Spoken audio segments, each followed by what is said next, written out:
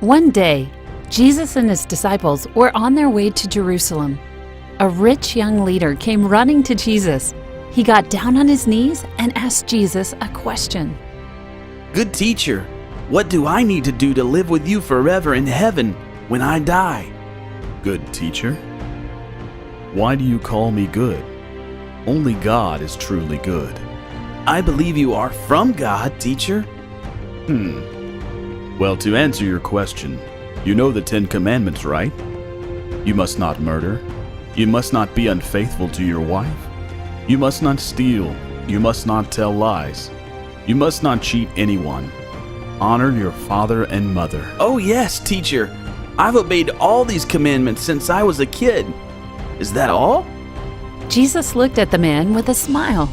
He loved this young man. Jesus really wanted this man to follow him and could see what was holding him back. Well then, there's still one thing you haven't done.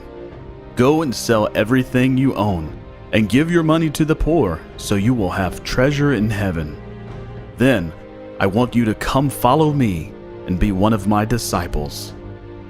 When the man heard this, his face fell. Instead of saying yes to Jesus' offer, he walked away, feeling sad. He didn't want to give up his stuff.